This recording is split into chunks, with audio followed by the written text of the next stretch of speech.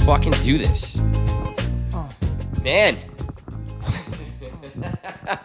Wow, doing this live. We're doing this live. Welcome to the 35th episode of The Get Down.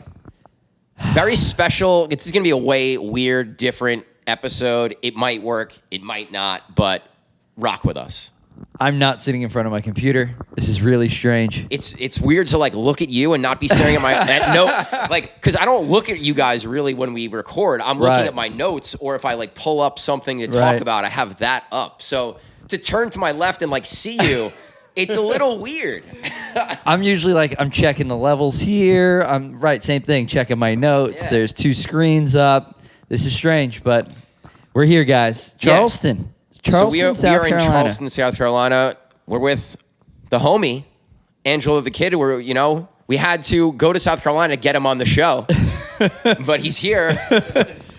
For us to have a live pod, we had to meet in South Carolina, somewhere between Jersey and Florida. So, here we are. Kicked off the weekend yesterday. I had to bring this up, top of conversation. Rodney Scott's Barbecue. If you guys haven't been down here and you plan on coming down, do that. Place is fire. It's probably the most I've ever eaten. Yeah, I was impressed. I've never seen you eat that much, actually. It was, and I left a half an hour in Gussin, which was pitiful. A pitiful. Yeah, so anybody that knows me knows that I'm like really into the food stuff. So when I know I'm going to a new place, like the first thing I do is I don't look at nightlife. I don't look at sites. I look at what restaurants am I going to go to, and I've known about this particular spot for a really long time. So first thing I wanted to do was to go there, and it was fire. I mean, it was fire. You actually had a list of places that all right, we have to go here, we have to go here. And that was actually my first. We're going to hit one after this podcast. Yeah, 1,000%, 1,000%. But yeah, Charleston is just like, this city's incredible so far, right? I mean, what do you guys think as far as... Yeah, it's cool, man. Been here? It has like a very Hoboken-y feel, where it's like one street, everything's on the one street, and people are like walking around, partying, having a good time. It has a very like college vibe to it, though, where Hoboken doesn't really feel that way anymore. That's the one thing about Hoboken, it's gotten older, right? So like 15 years ago, this was Hoboken, and then everybody stayed, right? And that's the issue with, like, there's turnover here because there's colleges here, right? So you have... It stays young. So whereas Hoboken got old, Jersey City, we're kind of seeing a similar transformation where, young artistic types moved in, and then, it got too rich for young people's blood. And now, but like people are sticking, like, it's people that work in the city and whatnot. So that's the good thing about college towns, is that it constantly is young, and it's great place for bar investment. We were talking about last night. Like, if you're going to invest in a bar, like, this is the kind of community you want to be in. Yeah. It was cool to like walk around and check out all the spots and talk to some of the people who work here and just find out a little more about like the market and what's happening. And like, I asked one of the bartenders from Silver Dollar last night, where Angelo played, Chris, shout to Chris, like, how many places actually have a DJ right now? And he was like, probably 5 or 6, and then a bunch of others have some sort of entertainment. Yeah.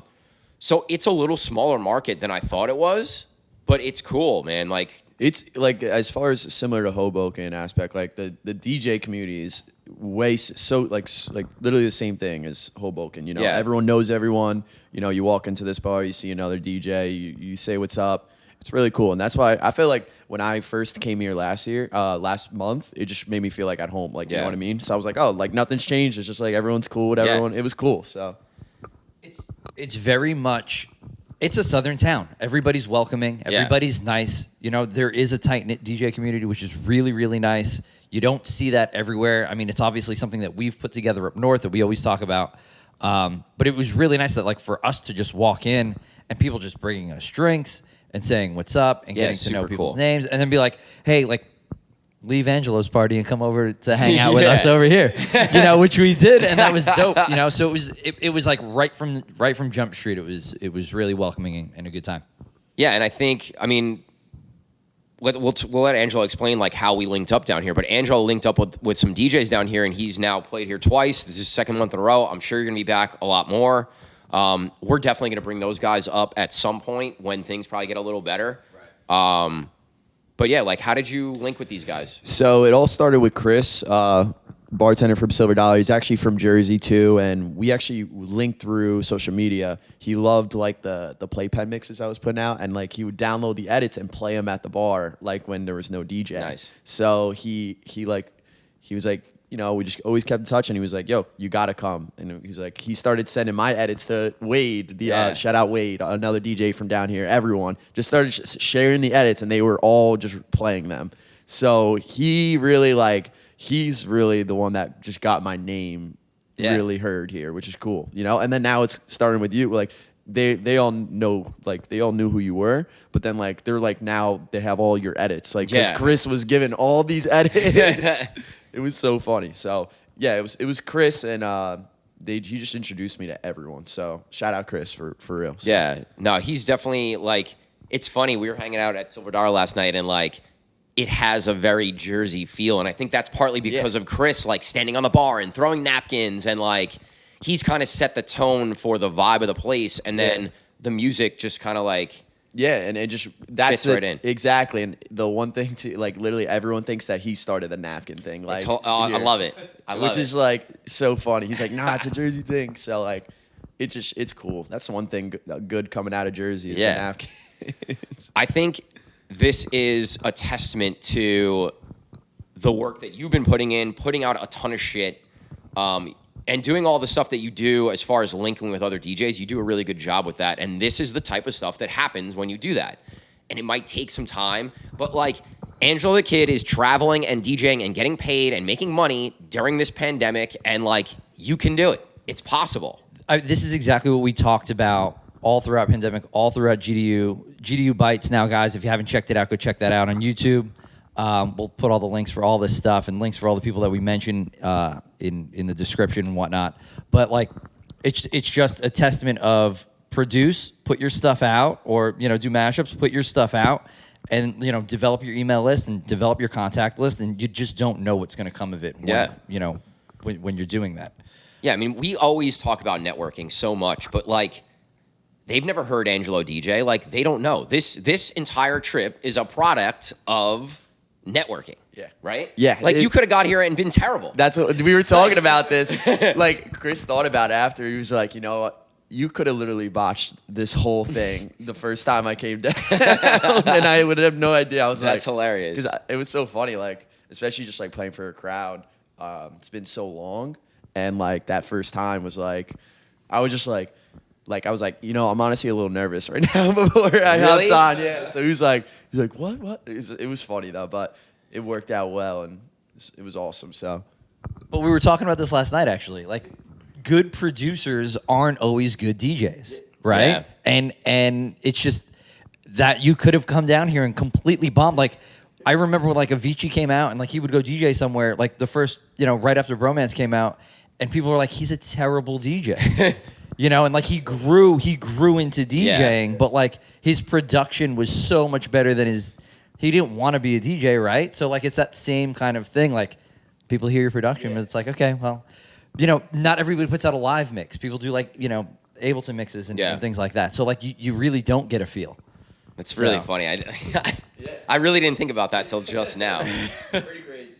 Like when we go down to Tampa and St. Pete, like they heard me DJ in Miami, so it was like they already knew what they were getting. It wasn't like, right, yeah, hey Cream, come down, we're gonna hear you DJ. I feel like another thing is too, like they know people that you would know. So like I feel like he didn't have anyone to reference towards for me really. So like he didn't even like, you know, usually, oh, how is he DJing live? It's like, so he would ask someone that would know that. Right. Nothing. Just straight up. Just Chris really. Shout out Chris. Now everybody's super cool, awesome. and you're right. Like from the minute we met everybody, like instantly super nice, welcoming. Like we definitely drank way too many drinks and shots last night. Yo, first of all, Rumplemints is like the shot of choice here, and it's like a mind fuck because someone hands you a clear shot, and my brain instantly says, "Oh, it's tequila." but then it's Rumplemints, and you're like, what the hell? The headache today though is real because of all the sugar in that shit. Yo, like, it's real bad. I haven't had a Rumplemints anything since high school, probably. That whole family of liquors is Goldschlager, Rumplemints, and Black House. Black House. Like all like real sugary, give you a stupid headache hangover the next day kind of a thing. But listen, you could do them all night long because they taste good and real refreshing. I was like, wow, I haven't had one of these. This is real good. Like, sure, I'll do another. That was such a mind fuck being up on the uptown rooftop. Yeah. And somebody coming up and be like, oh man, another tequila shot. And then we're all just like, what the hell? Right. Right. Maybe like a minute or two prior to that. Man. But anyway, it's been a great time down here and definitely looking forward to getting down here and getting into what today's going to look like. Little rooftop party. Maybe you want to talk about that a little bit? Yeah, this rooftop spot it's Uptown Social, it's called, and it's been every Sunday, just always been, everyone comes out, and it's more of just people are vibing, people are going back and forth, like not bopping their head, they're into the house music, they're like, it's definitely one of my favorite parties I've ever played, like especially last month, and I'm excited for you guys to see it today because it's gonna be fun. Just like being up there yesterday, we like popped in and we're hanging out and had a drink up there. You could just see like what kind of vibe. Like I want to go up there and play like piano house and just rock it out, like rooftop sunset, chill, good house vibes, and people would fuck with that. Yeah, they appreciate it a lot. Yeah, up there, it's crazy.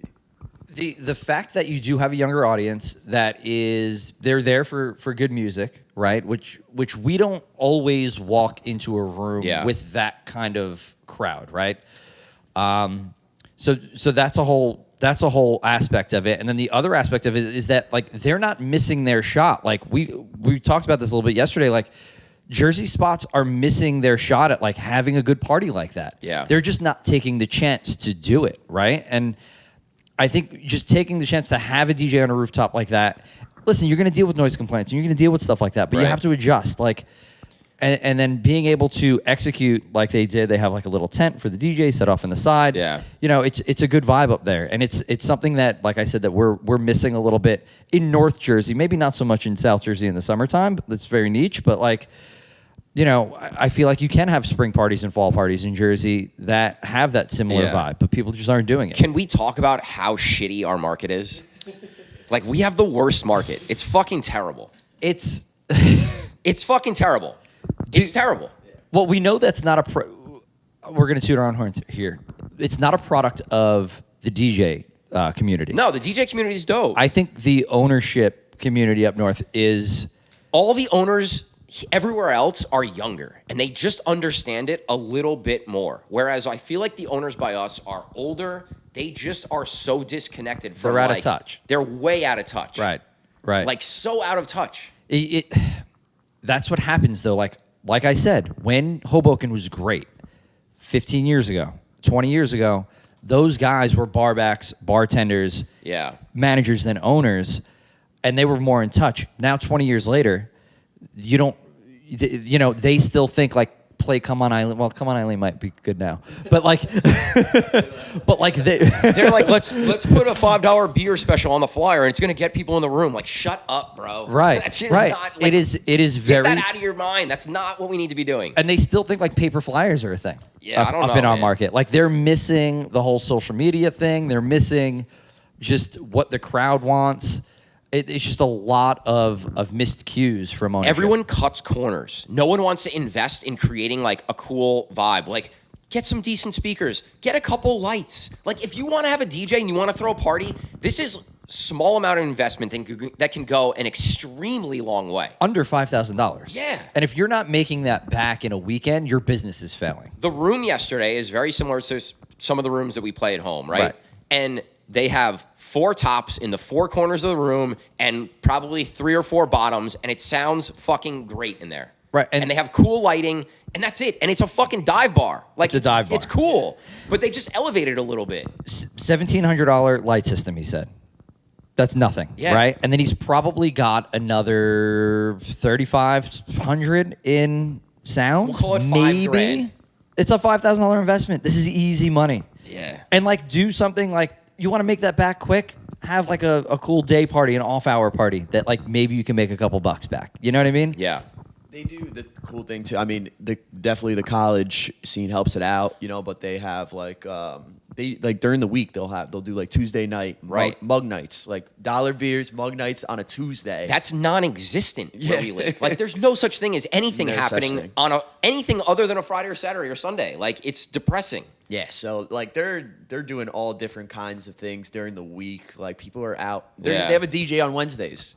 And it's like it's more of a chiller vibe, but like it's more of an industry thing. Like it's so cool. Yeah. But yeah, that Silver Dollar, just from the lighting to the sound system, and this is all recent too. That bar is from what Chris has told me, it's been around for a while. But they redid it, right? They just started redoing a lot of stuff in it, and Chris is like pretty much running a lot of the stuff over there. And they're packing it out every night. Yeah, it's crazy. Like so, it's unreal there. So.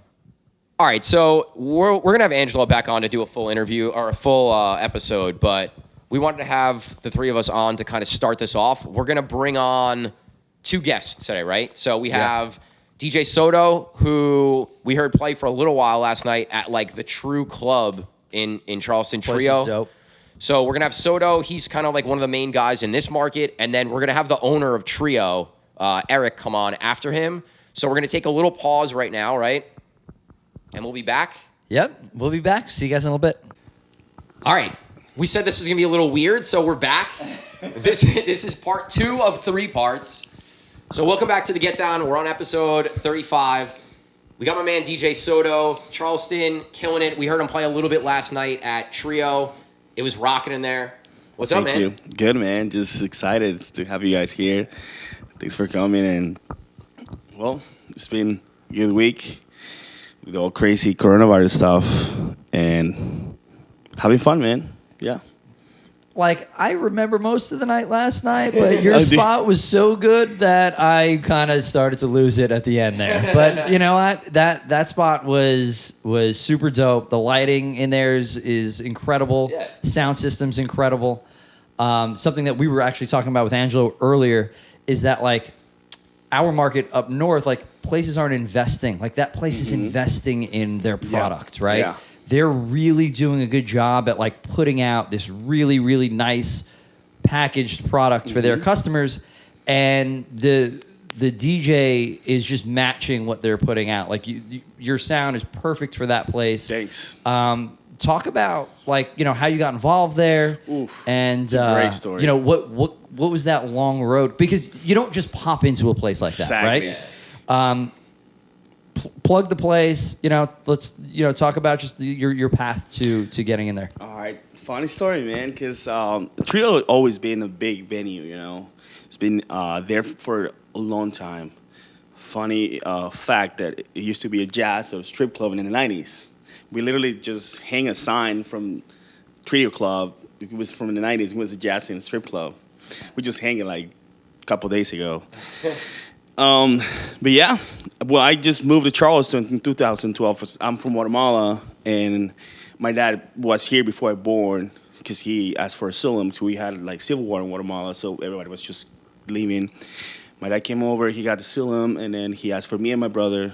So we had the opportunity to move here in 2011. I was in Tampa, Florida, and I loved that. It was amazing. Then the rest of my family lives here in Charleston, so I had the opportunity to come here and work. I was working in a restaurant, and I liked it. And this guy in the kitchen told me that he had a mixer, and I liked music because in Tampa I went to a club and on Ybor City, and I fell in love with music, bro. Like, I was literally, Ybor City is crazy. Yeah.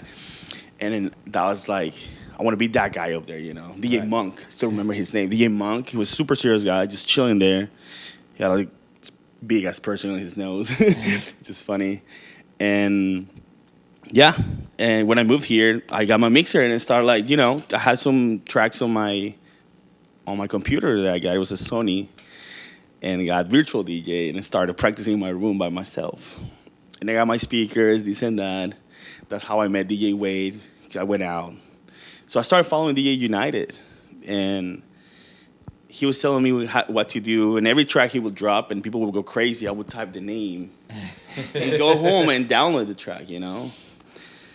That's how I started it in my room by myself. And one day I had the opportunity to show the manager of Republic Club one of my sets on SoundCloud that I had before SoundCloud went, you know, like you had to pay for it and stuff. Yeah, like Go something. And he listened to my track. He was like, "You want to come play Sunday?" And I was like, "Yeah, down." I was literally playing for the bartender and the bottle service girls only because nobody showed up that day. I got paid $50, but I was happy. It was my first check DJing, you know. You would have done it for free. Exactly. Eventually, Sundays, Mondays, Tuesdays, and I was getting, the manager came up to me after like 6 months. He was like, "Yo, we need a big name DJ to come tomorrow. Somebody, you know anybody for Thursday, ladies night?" And I was like, "Man, I can hit up my boys." And he was like, "No." Funny fact, my DJ name back in the day was Johnny Boy. Okay. DJ Johnny Boy. So he was like, "We want Johnny Boy to play tomorrow." And I was like, "What?" Excited. Oh my God. Nervous. Like, I still get nervous sometimes when I play open for Solardo, like yesterday. Like 2 days ago, sorry. And I started playing for Republic. Long story short, all these other club owners come to Republic. We're coming to Republic, and they were like, listen to me, and they were like, "You want to work for us? You want to work for me? I have this club and this and that." And I started like growing and playing for all, but never a trio, bro. Never had a chance to play a trio. I actually used to go to trio. I was getting ignored by bartenders all the time. Yeah, I guess you know. Yeah, they didn't care. Or they maybe didn't understand my broken English. I don't know. But it was fun.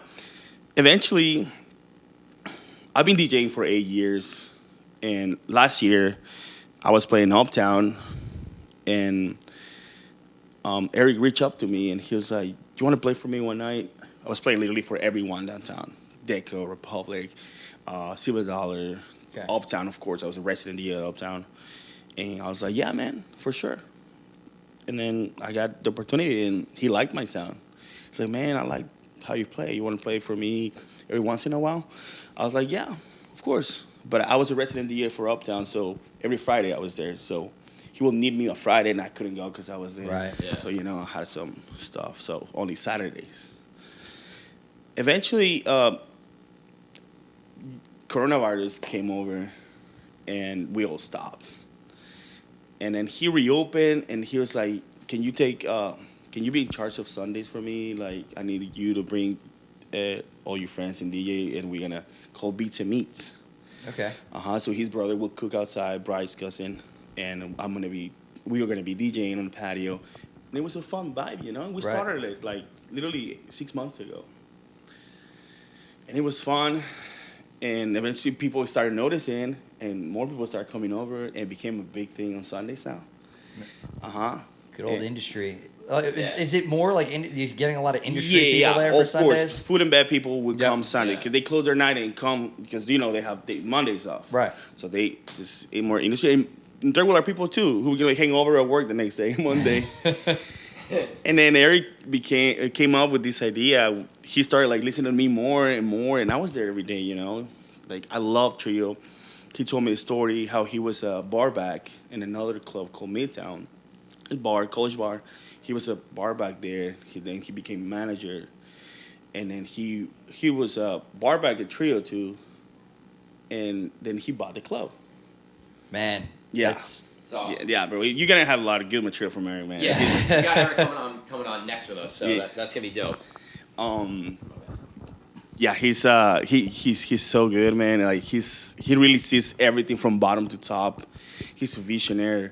He really cares about you, how you feeling, if you're having fun, and he has vision, man. And he cares about the vibe, not about business all the time, which you have to, of course. Oh, yeah. But he cares about what people experiences. So I started working. So important. It's like the most important thing. You have to create a customer experience that makes people want to come back. Of course. And like some owners that, especially in our market, we were just talking about it. Like they don't get that, and they're gonna fail because they don't get it. Eric would literally have. They're like, so in our market, we deal with a lot of owners that aren't in the building enough, right? And we talked about this with Angelo earlier, that like they're getting out of touch with their product, right? Man, you're right about that. Because Eric, when he just opened and he renewed the club, and that's the investment he had upstairs, was a lot of money. Yeah. I'm gonna wait for him to tell you guys that. So, and he had somebody managing or something. So he was in I don't know how it was working, but he had to go back and see what's up by himself. And man, he knows everything from bottom to top, like I said. And now he's been there all the time. He knows what's up. He knows the vibe, what kind of music he wants. He had sometimes to reject some DJs, tell bro, I'm sorry, but this is not the vibe we want with this. And so he really knows what's up with the vibe. So how many places here do you feel like have owners that are similar to Eric in the fact that they really care, they're hands-on, they understand their business? Do you think that he's kind of like on his own with that, or do you think other venues are like that too? I think Eric's on the top. Okay. Eric's on top. And another people who I love too, it's Uptown people. Yeah. They're like my family. They're hanging out there. They're super awesome. They take care of me all the time for years already. I've been working with them for 3 years now. Super awesome family. And every other owner is nice, you know. But this guy, Eric, just really focuses on you, and like he tell you, you can ask from the bar back to bottle service girls if they like working there, and they will respond to you.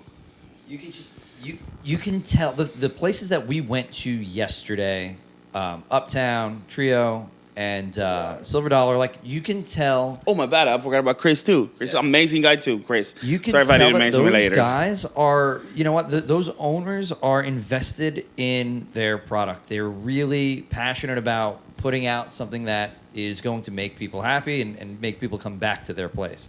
And it's like we were saying before, it's just something that our market is just missing terribly. Just across the board, like there are outliers. We do work with some very, very good owners. Yeah. But, you know, I feel like walking into 3 places, it's 3 for 3 down here, and that's almost unheard of. Gary, mention the picture at Uptown of Wade, like just DJs. Yes. Like that. Yeah. They treat, like, Yeah, they literally have on the wall. Well, they don't have a mine. picture of Wade DJing. Like that's the decor in the place. A picture of one of their resident DJs. Like that kind of says it all. That they really care about who works there. And like, who's the owner of Silver Dollar last night that was hanging out? Steve. Yeah, like Steve. after Legend. hours, everybody's Legend. hanging out. Like the OG, bro. He's literally like he came outside with his shirt off. Like we're like, what the hell's going on? Yeah, Steve is the OG, but just like man. like he cares about his employees. You can tell, and like they want to work there and they want to work for him, and that shit is so important. But yeah, let me tell you this. When I used to play Silver Dollar 2016, 17, I had to bring my lights in because it's a college bar, you know. It's been there for years, and everybody knows Silver Dollar. It's funny because they used to call them the Dollar. Now they call them Silver or Silvers. I don't know. It's just these new kids calling the different names. But Chris literally changed the game on Silver Dollar, bro. Chris knows what's up. He treats us well. He doesn't hesitate about paying you. He's never like this and that. He will like make you understand, hey, what's this low night? Can we do this? And that. Yeah. Is that cool with you? So you agree with him on something, but it's a wing-wing all the time with Chris. He literally got those lights in there, the visuals in there, and the lasers in there, bro. Like, so... It's so fun playing there. Yeah. Like you experienced it last night, right? Last night was fun. Yeah, like you guys had fun there last night too. It was great. I mean, employee satisfaction is at a high in these places that you're referring to. Like when you have people that want to come back and play at your places, it just makes your overall experience better for everybody, right? So yeah, I mean, like super dope. We're just having a blast down here. Such a good time. We were saying earlier that like you guys so welcoming that we even left Angelo's party to come to your party. Nah, man. Like I wish you guys can stay longer, bro. For real, we have listen, man. Charleston. That's why I never left Charleston. I met the love of my life here, and I love the city, man. And this city has been giving everything I wanted. Like I said. 6 months ago, I was listening to Solardo on my job site when I was doing construction in Key Island with my friends. You know, I was listening to their tracks, like their sets, just having fun there. And for me to open for him like 2 days ago, it's a big ass jump right there, brother. Yeah.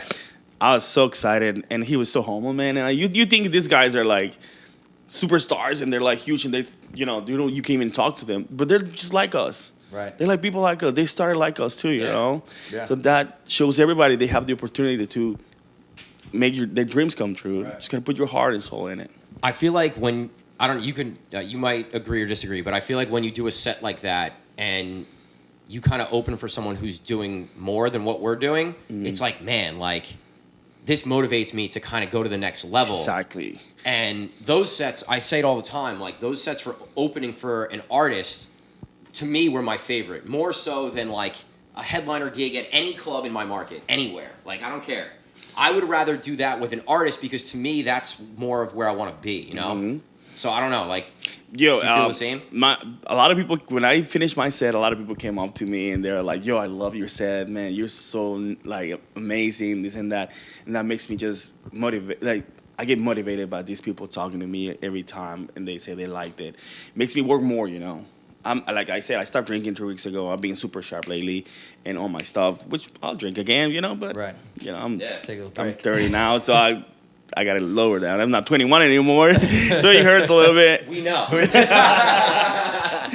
Yeah, but going back to the story with Trio, 2021 it started, right? But December, Eric reached us, me, Wade, and Sparkbucks. He was like, I want to make a residence. I want to make a residence, and I want you guys to be exclusively for Trio, so people cannot, like, if they want to listen to your set in a bottle service club, gotta be here. You guys want to be my DJs? And we had a couple meetings. We agreed. So, spoiler alert: we drop in the crew video maybe this week or next week, something like that. Nice. And you guys gotta watch it. It's so funny. So yeah, we call Trio Crew with the crew. Crew. It's a CR3W. That's our logo. Sweet. So we're gonna drop that soon. Which we're excited about. That's nice. It's really nice to see that. Like we keep going back to it, just like owners just realizing talent and just bringing it in and being like, listen, you're gonna be my DJs, and we're gonna make this something, right? It's gonna be something special to come see. I know. Lately I've been slacking on production, but I'm literally gonna just buy one computer for production only, brother.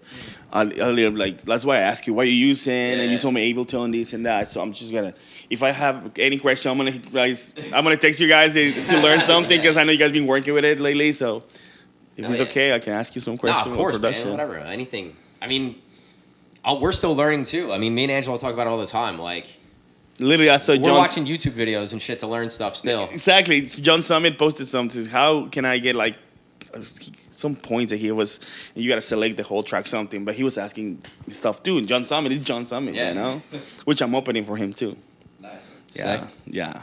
Man, so anything else? Like, anything else you want to plug? Your IG, any of that stuff? We'll definitely you can follow me on Instagram, DJ_Soto_ again, and reach me there. Yeah, man, follow this guy. We listened to him last night. You guys were rocking last night. Thanks, brother.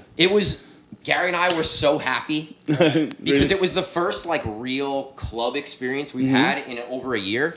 So like just hanging out in the little VIP up by the DJ booth, like I was just a fan, like having fun, listening to music, dancing, like just being like, wow, like this is what it feels like to be in a club again with people. And, like, it was just awesome. And it's just not only, like, a regular club, man. Trio has the top quality sound and production, maybe in the state or, I don't know, in the East Coast, brother. Like, this guy, Eric, just really gets the best thing.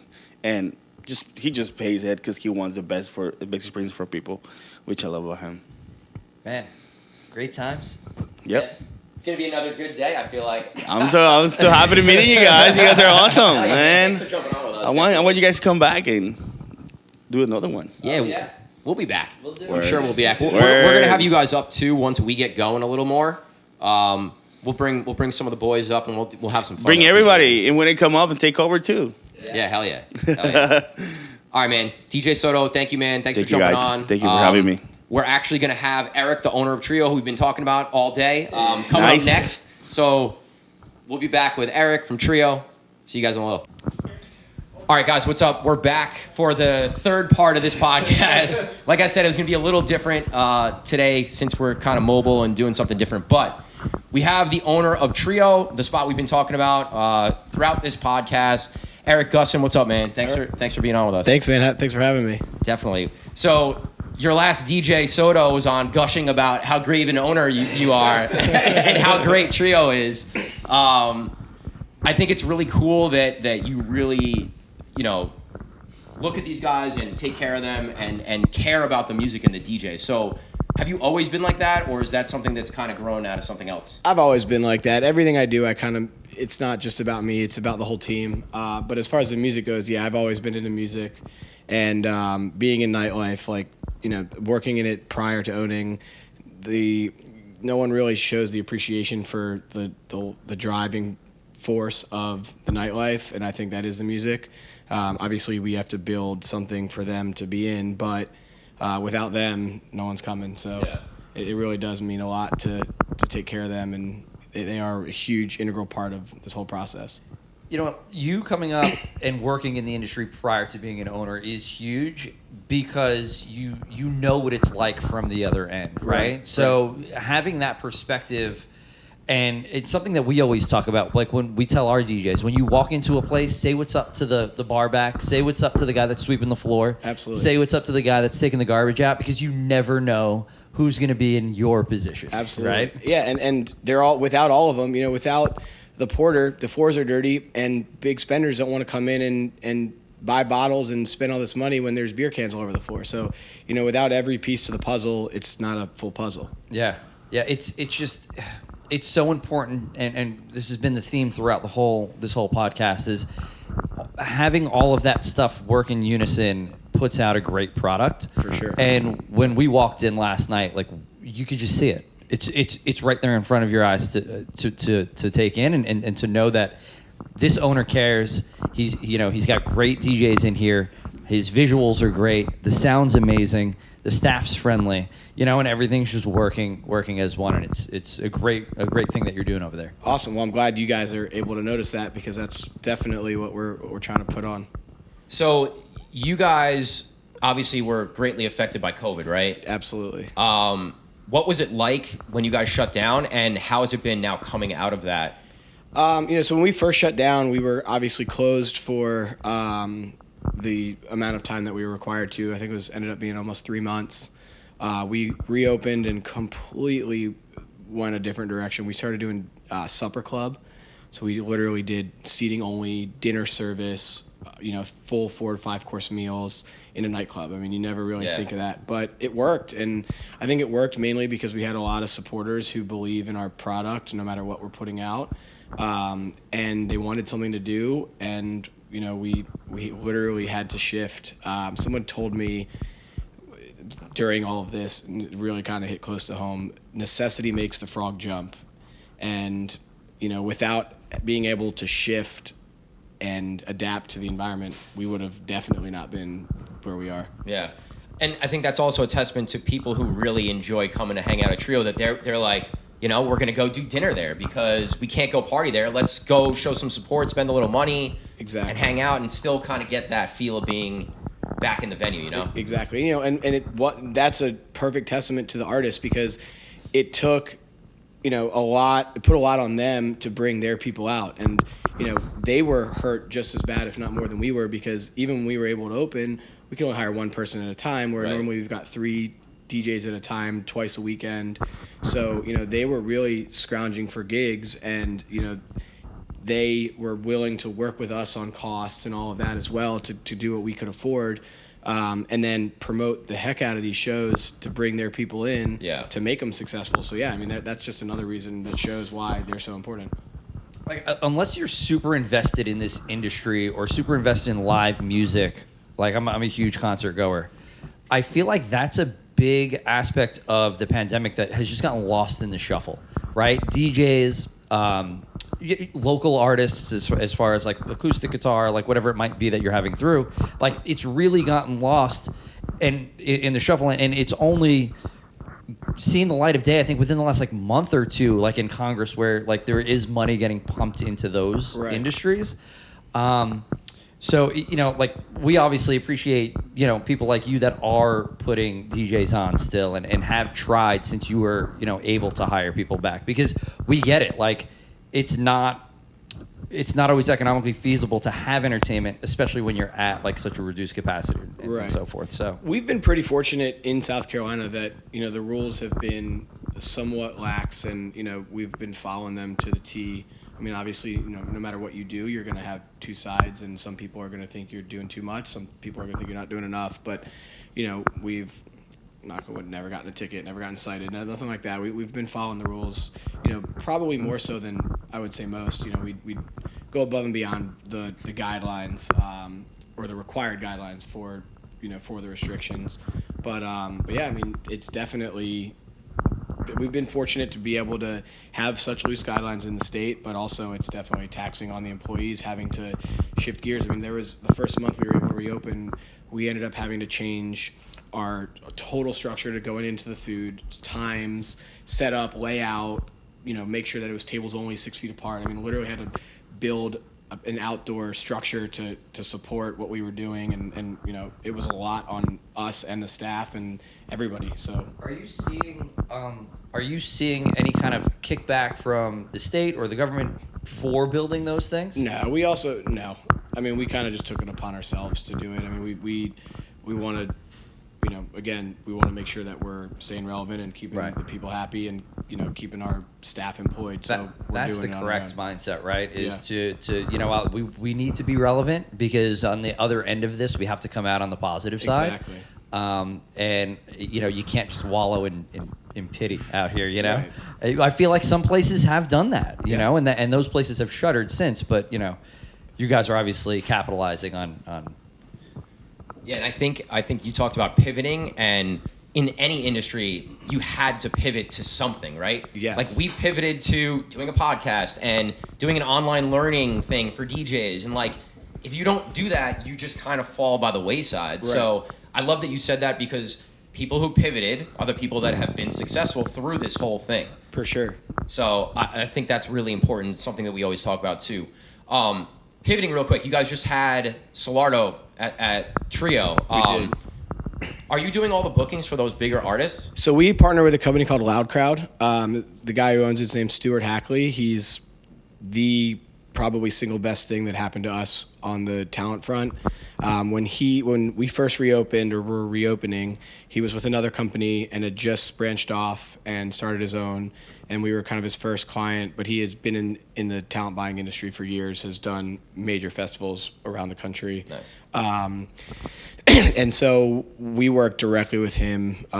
He's not really just a talent buyer. He comes to almost every show. We hang out on the weekends when he's not here. Him and his wife, and me and my wife are great friends. So we've really built a good relationship. But yeah, without him, we would not be able to pull the talent that we have been. But yeah, I mean, it's a collaborative effort. We reach out to our staff, to our DJs, to our customers. Who do you want to see? Who would be a good fit for the room? Who do you want to open for? Who's on your birthday? Like, what's your GOAT artist that you really want to see play? And really try to bring the hype from every angle. But as far as like the connection to him, it's all him. It's awesome, man. It's super important to have that too, because I know some of those places that we've worked at. Like I talked to them a little about this stuff, because I'm interested to know how it happens. You know. Like bringing in an EDX or whoever it might be, but do you kind of like pick and choose who you bring in, as far as he gives you a list of some guys that are available or in town or doing a US tour, and you kind of pick and choose? A little bit of both. He does buying all over the country, so he tries to, some of the bigger guys he'll try to route, and I trust his opinion a lot. Yeah. I mean, my main interest is in the kind of the I would say like the commercial EDM. So the Vegas style club room guys, and those do really well here, because Charleston is kind of a newer market. So the celebrity quote unquote DJs are the ones that do well.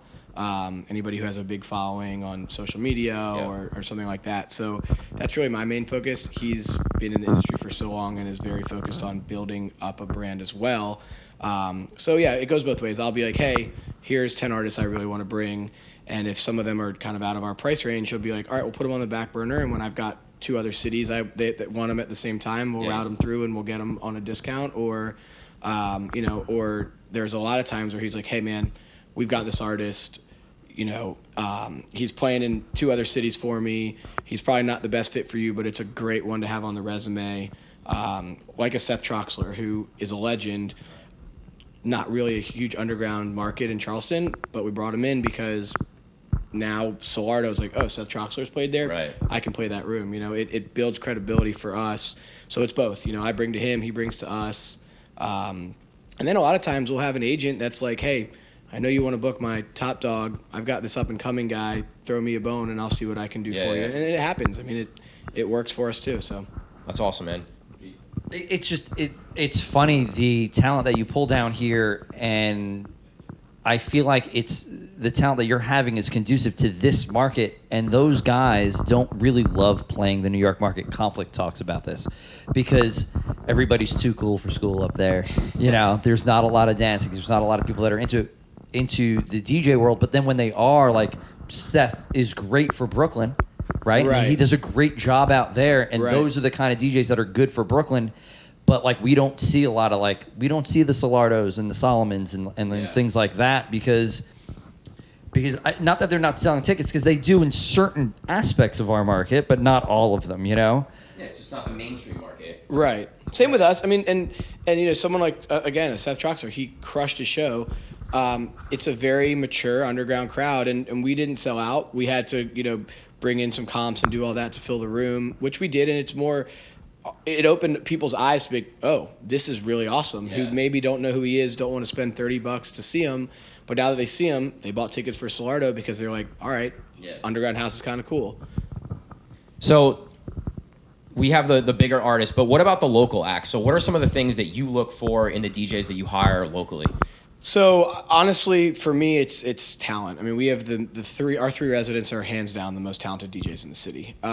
They all have a unique style to them, but as far as energy, technical skills, music choice, you know, overall vibe, and then also professionalism. You know, I think that there are some talented musicians in the city, DJs, bands, whatever, but that lack the professionalism that I want to portray in our business. And, you know, it stinks because they're super talented in other aspects, but aren't really up to par with everything else. So right, because they're an extension of your brand, and they represent you. So exactly, whether they're playing or they're out, you know, we've branded our guys, our residents, to the point where, like, there's other venues now in the city that didn't even know what the word resident was before, and now we've got four different venues who are putting resident on every single flyer that they're doing. Yeah. And you know, we've really stirred up, you know, raised the bar and stirred up some feelings, I feel like, in the city with doing it. But yeah, I mean, when they're out in public as well, like, people know that, oh yeah, these are the Trio guys. So it's really important to me that not only are they skilled, but they're also good people, friendly, professional, and all that, and they are. That's awesome. And I think that's an aspect of the DJ world that sometimes the average person or a young DJ that wants to get into the game doesn't understand, that all this stuff is really important. It's not just, hey, can I play a room and, like, rock out? Absolutely. It's all the other stuff that really matters. Do you market yourself? Do you know, are you a good person? Are you just cool to hang out with? Like, that stuff really matters, and it's not just about the music. Well, professionalism is something that we harp on constantly with our DJs, because it's, you know what, like, when you walk into a place and you're ripping 16 shots and you're fall down drunk and now you're an extension of Get Down DJ Group, like, that's not a good look. Right. And I don't care if that's at my venue or at a different venue that is a potential client down the road, right? Or even if they're not playing, if they're out with their friends, and, you know, and I get it, everyone wants to have a good time every now and again and party, but again, you know, you are a representation of everything. And if you have a corporate job and you get caught, whatever, at a strip club throwing down thousands of dollars and getting kicked out, it's going to get back to your boss, and they're going to look at you and be like, all right, they're going to reprimand you for it. So, you know, there's you know, there's that extension wherever you go. But that's the attention to detail that we're talking about. It's not just the detail within the nightclub, and it's not just the detail within the sound system and the DJ. It's also the attention to detail outside of what, you know, your staff is doing. So for sure. It's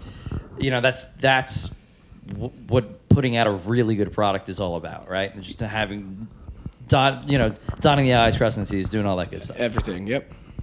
So I just want to say, like, last night, Gary and I, our market is 35% capacity. There's no dance floor. There's no standing up. There's nothing. So we walked in and we were like fanboying in the booth because it was the first time that we've been in that environment, an environment that we've been in every single day for 10 years. Right. to finally see it again. It was just awesome. And, you know, we're going to be back tonight, and we were excited about hanging out and maybe playing a little bit. Awesome, man. Yeah, we'd love to have you guys. So last thing, just plugs, any shows you got coming up that you want to plug or talk about? Or we probably have our biggest month we've ever had coming up this March.